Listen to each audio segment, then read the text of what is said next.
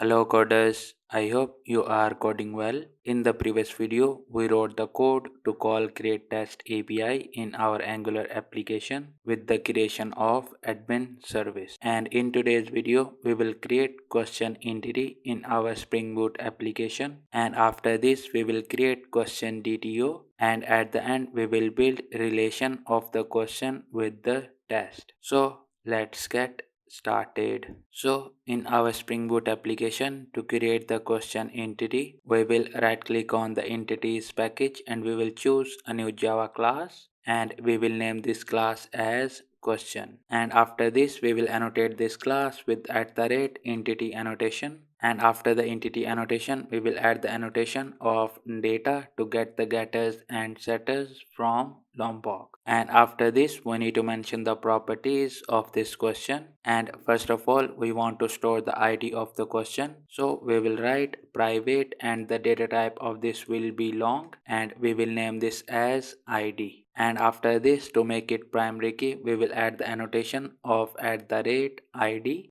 And after this, to generate this ID automatically, we will add the annotation of generated value. And in this, for the strategy, we will give generation type dot identity. And with this our ID property is completed. Now we need to store the question text in this question, so we will write private and the data type of this will be string and we will name this as question text. And after this we need to store the options of this question, and for the option A we will write private and the data type of this will be string and we will name this as option A. And after this we will create string option B, and after this we will create option C and D. And after the options we need to store the information of the correct option, and to do this we will write private and the data type of this will be string and we will name this as correct option. And after this we need to build relationship of this question with the test, and one test can have many questions, so we will add the annotation of many to one.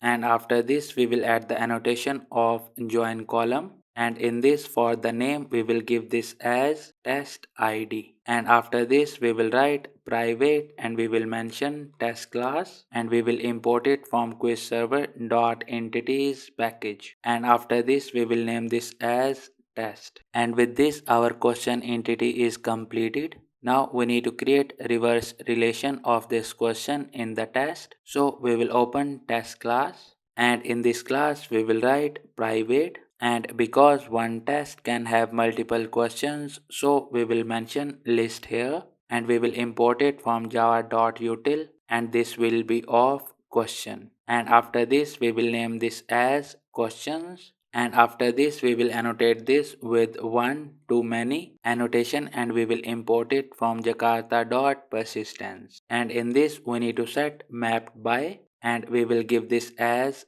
test. And after this we need to set cascade and we will give this as cascade type dot all.